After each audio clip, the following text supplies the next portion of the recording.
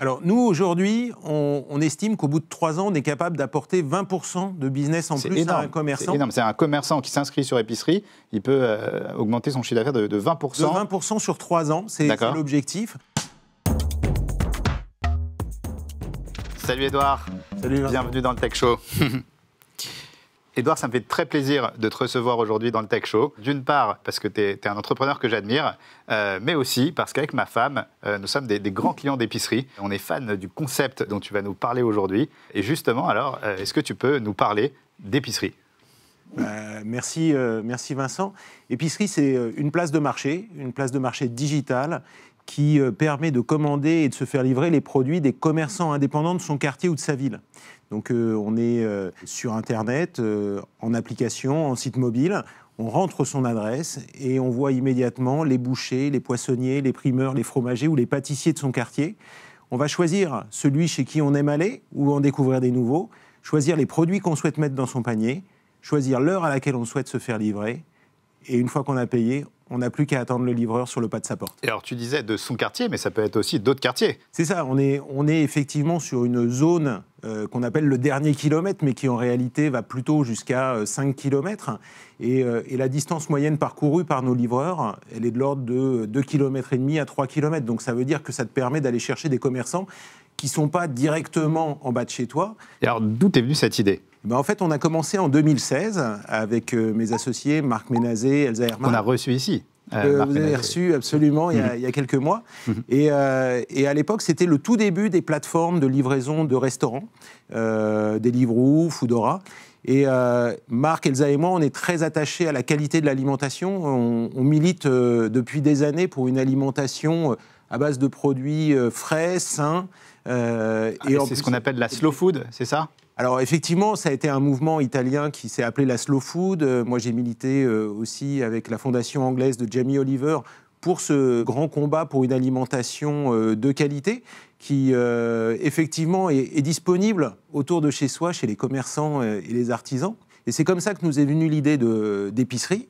Avec cette idée folle d'accompagner des commerçants qui sont exceptionnels dans le choix des produits, des fournisseurs, etc., dans la qualité de la transformation du produit, parce que ce sont des artisans qui transforment le produit, mais qui par contre sont très, très éloignés du digital. Et donc on les accompagne depuis 6 ans sur ce développement dans le digital en leur offrant une solution clé en main qui leur permet à la fois de se digitaliser, d'être visible sur les réseaux sociaux, dans les moteurs de recherche, et puis on leur apporte ce service de livrer à domicile, ce qui est une attente très forte aujourd'hui des citadins qui sont de plus en plus nombreux à commander sur leur mobile ou sur leur ordinateur.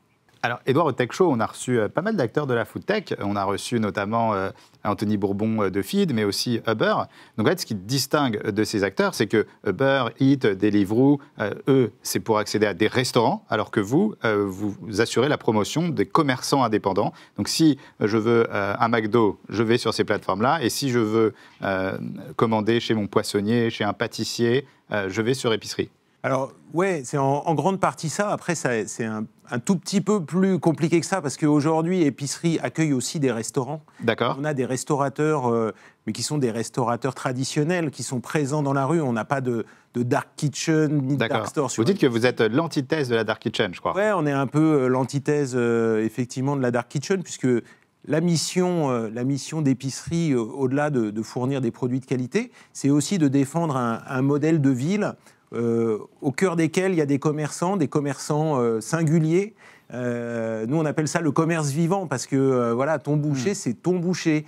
Et c'est pas le même que 2 rues plus loin. Et donc, nous, on a cette volonté, effectivement, de défendre une économie locale, une vie en collectivité, dans une période qui a été compliquée ces dernières années et où le centre-ville a tendance à se dissoudre un peu et à se paupériser. Donc, on a cette responsabilité-là.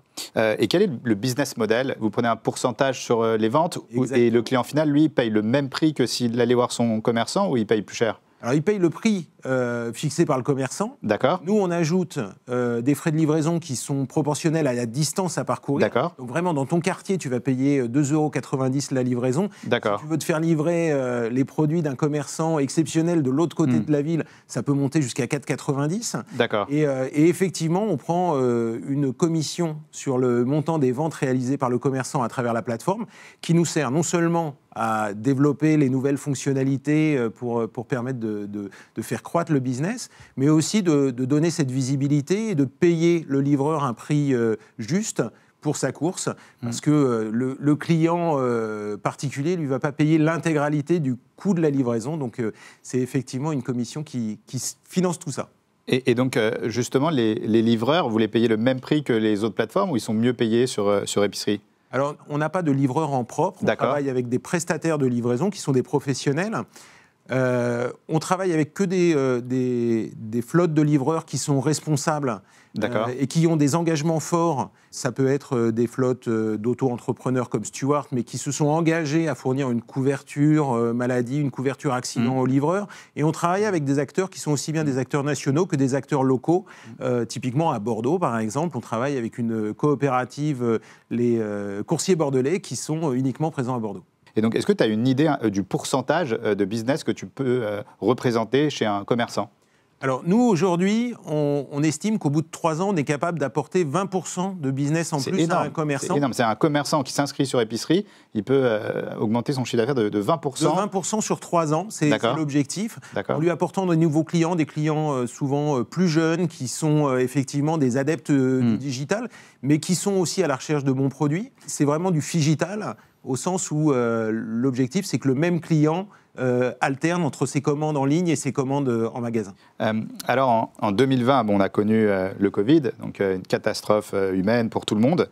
Néanmoins, vous avez eu un rôle pendant cette période, je pense, accélérateur pour votre business. Est-ce que tu peux nous parler de cette période ?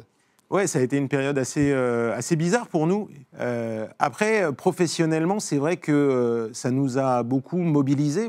On s'est engagé très vite. Je me souviens, 2 jours avant le confinement, un directeur de cabinet du ministère de l'économie nous a passé un coup de fil pour nous dire il va se passer quelque chose. Tout repose sur vous maintenant. Voilà, c'est un peu, si tu veux, comme vous allez devoir sauver la France. Qu'on envoie dans les. C'est ça, parce que en fait, si on n'avait plus accès à tous les commerces de proximité, la façon d'avoir du poisson, en fait, c'était de passer par Épicerie. Ouais, c'est ça. C'était assez incroyable et franchement, l'équipe a été exceptionnelle parce qu'on est tous partis se confiner, soit chez nous, soit dans une maison de campagne, etc. Et on a travaillé vraiment d'arrache-pied pour assurer pendant cette période un service continu d'approvisionnement. Donc on s'est rapproché de Rungis, qui est la source d'approvisionnement de nos commerçants, pour s'assurer qu'il y avait bien les produits. Les produits arrivaient en boutique, et de là, nous, nos commerçants, je dirais, qui étaient des commerçants tous essentiels, assurer la préparation de commandes. Il ne faisait plus que ça. Il n'y avait plus personne qui osait sortir, acheter un steak Vous étiez dédié. En fait, Épicerie, à ce moment-là, représentait 100% de leur chiffre d'affaires. Ça représentait absolument 100% de leur chiffre d'affaires.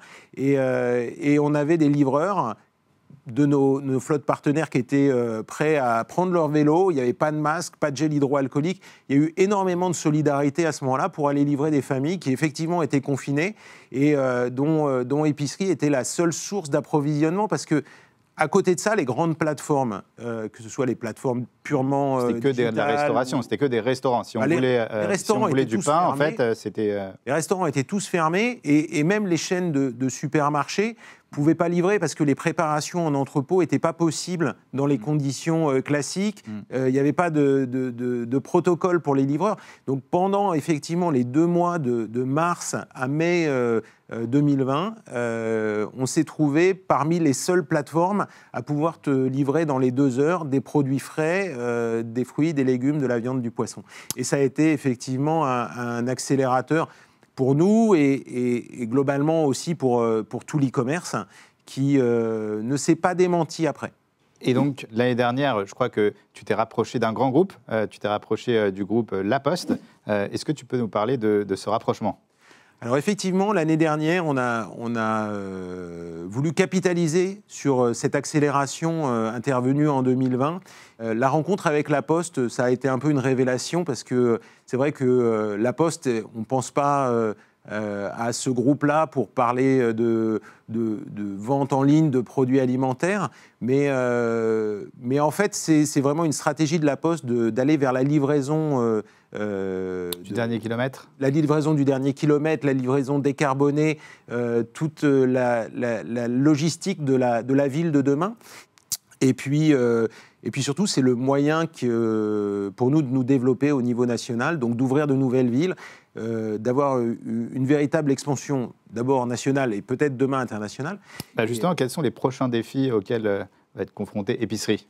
Alors les prochains défis, je dirais que par nature, on a du mal à les anticiper puisque depuis 2016, on a eu la crise des Gilets jaunes, on a eu la crise du Covid. Donc qu'est-ce qui nous attend demain ? Je dirais qu'il y a un sujet qui préoccupe l'ensemble des Français et qui donc nous préoccupe, c'est celui du pouvoir d'achat, de l'inflation.